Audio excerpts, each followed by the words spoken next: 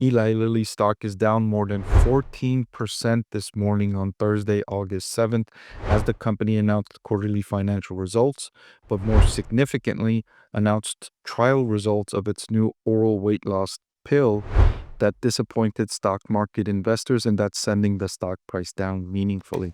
Of course, I'm disappointed about that because I've rated Eli Lilly as one of the best 7 stocks to buy right now. And to start the year, it was part of my list of the best 9 stocks to buy. I recently removed 2 stocks from my top 9 list because the price had increased so much, and those 2 were AMD and Oracle after rising by over 40% and 50% respectively. So these companies are outperforming those I mentioned earlier, but Eli Lilly is the worst among all of my best stocks to buy ratings. It's the worst performer by far. It's the only one that's down year to date. And so it's been a big disappointment for me.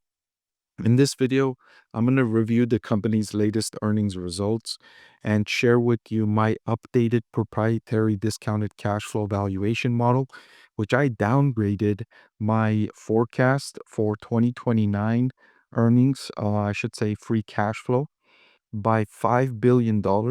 And from that point onward, so a $5 billion hit to my expectations of its free cash flow starting in year 2029 and beyond as a result of these oral pill results that they released here and the updated expectations from Wall Street analysts regarding this segment for Eli Lilly. So let me share with you these details. I want to thank the Motley Fool for sponsoring this video. Visit fool.com/Parkev for the 10 best stocks to buy now. So revenue in the second quarter increased by 38% to 15.6 billion, driven by volume growth from Zepbound and Bonjaro or Monjaro. I think of it as Buongiorno. And the increased their midpoint of their 2025 full year revenue guidance by 1.5 billion in the range of 60 to 62 billion. So the current year results are excellent. Sales increasing by 38%, profits increasing more significantly, and the company is gaining market share in the weight loss GLP-1 segment, and Novo Nordisk is having greater difficulties competing with Eli Lilly in this segment. So the current results are excellent, but as I mentioned, it's the results for the oral version of its drug that was the results were less than what Wall Street was expecting. Wall Street was expecting that this drug would deliver between at least 13 and 15% weight loss, and the actual results were lower than that. They were around 10% to 12%. So the percentage weight loss from the oral version was a lot less than what Wall Street was hoping for. And then Wall Street is expecting now, since the percentage weight loss is lower, then fewer people will be interested in taking this pill, which will result in fewer sales and profits for Eli Lilly, which could open the door to Novo Nordisk because they are also developing a pill version of the weight loss drug, and it can lead to significant declines in market share for Eli Lilly to Novo Nordisk. So the company saying their pipeline continued to advance, highlighted by positive study results in oncology and cardiometabolic health, including Monjaro's demonstrated cardioprotective effects in patients with type 2 diabetes and heart disease, and strong data for their oral incretin, I'm not even going to try and pronounce that, in obesity. We also expanded manufacturing capacity to meet increasing demand and invested in key R&D initiatives to support their long-term growth. So I've been pushing for Eli Lilly and Novo Nordisk to increase their manufacturing capacity so they can produce more at more scale and lower the price, because that will open a larger market for these two. And right now they're only serving a small fraction of the market. There's roughly 100 million people inflicted with obesity in the United States, and only a few million people are getting treatment for that. If they can expand the manufacturing and lower the cost to produce, they can sell these treatments for a lower price and thereby gain a greater market share, and also uh, put away those compounders that are gaining market share because of the lower price they're offering, and also give regulators more leeway in enforcing the regulation against compounders. Regulators are hesitant to enforce the removal of those compounders because they fear the consumer backlash for doing that. And consumers could say, why are you making it harder for us to access these drugs, forcing us to pay the higher prices for Eli Lilly and Novo Nordisk when we could be buying these lower priced versions? Well, if Eli Lilly and Novo Nordisk can lower their prices and not have such a gap between the compounders, then regulators can have greater leeway in enforcing that regulation and consumers not experiencing that big price increase going from compounders to the branded versions. So already they're lowering the prices, which is good news. They increased volume by 42% and they decreased prices by 6%. And still, the gross profit margins are incredible. As a percentage of revenue, it was 84%. So they generate great profit margins for these products. The difficulty, well, I shouldn't say the difficulty, but a lot of the expense comes from research and development and marketing these drugs. So in 2025, research and development expense increased by 23% to 3.3 billion. This is 21% of revenue. Healthcare companies overall have the highest R&D as a percentage of revenue, and Eli Lilly is no different. R&D as a percentage of revenue of 21% is really high. But as an investor, I like companies that have a high R&D as a percentage of revenue. If you're generating your competitive advantage as a result of effective research and development, it's one of the best ways to maintain a competitive advantage, or as Warren Buffett would call, a moat around your business.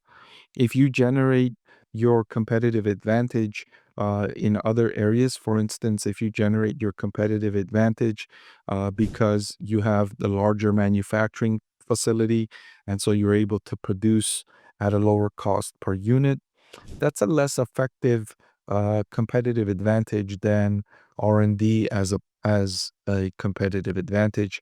As you can see, healthcare companies generate very strong profit margins as a result of their competitive advantages, of course, and then enforced by patents that secure the rights for them to reap the benefits of these investments.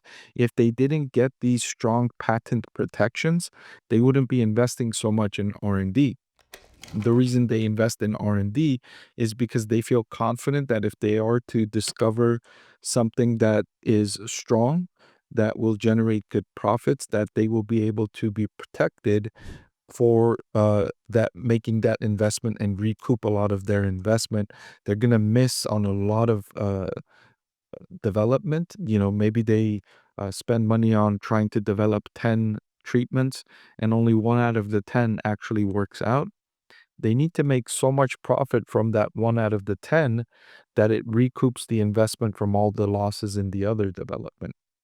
And so Eli Lilly in particular has done well in research and development. Every so often, uh, pretty frequently, they come up with treatments that generate a good amount of sales and revenue, and that's allowed the company to generate strong profits and strong cash flow. So as I mentioned, I had to downgrade my free cash flow expectations for Eli Lilly as a result of these new expectations from the trial results of this oral treatment. Uh, actually started declining my free cash flow expectations from 2028, not 2029, as I mentioned earlier. I previously was forecasting 2028 free cash flow of $31 billion for Eli Lilly. I decreased this number to 26 billion. Okay, so but even still, and which lowered my free cash flow expectations from for every year beyond that by at least $5 billion, because the growth rates starting in 2029 are based on my 2028 free cash flow estimations. So by lowering by 5 billion my 2028 free cash flow, it lowered by at least 5 billion my 2029, 2030, 31, 32, etc. every year from then on free cash flow expectations. So it was a big decrease in my expectations for free cash flow for Eli Lilly as a result of the trial results for the oral pill. But even with those downgrades, there's still a large margin of safety in the valuation here.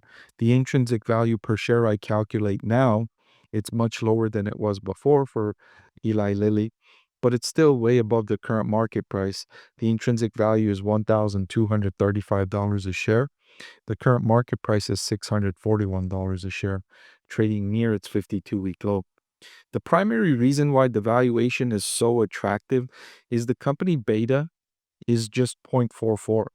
And remember, beta is a measurement of risk, and Eli Lilly's stock price is not that volatile if you look back, if you zoom out, previous 5 years and longer term. Healthcare companies are not strongly correlated with the market, and so they have a lower risk factor. Now, that's the risk in investing in Eli Lilly, is that the market is mispricing the riskiness of Eli Lilly stock by having a beta of only 0.44. The risk is that maybe the weighted average cost of capital now at 6.94% should be higher instead of at 6.94%. That's the bigger risk here to my valuation model. That's the biggest risk to my valuation model, because as I noticed, even though I downgraded the free cash flow expectations by at least 5 billion for every year starting in 2028, that still left the stock that's significantly undervalued. So all that being said, do I still think Eli Lilly is one of the best 7 stocks to buy right now? The answer is yes. I still think Eli Lilly is one of the best 7 stocks to buy right now. Of course, as I mentioned, significant risks remain, but I think the value of the free cash flow the company will generate between now and the very long run offsets the price you would be paying today for Eli Lilly stock. Hey everyone, so many of you have been asking about my investing strategy, and I'm excited to announce that I've written a book that's available for sale now that describes my 6-step investing framework for evaluating stocks. I've added the link in the description below.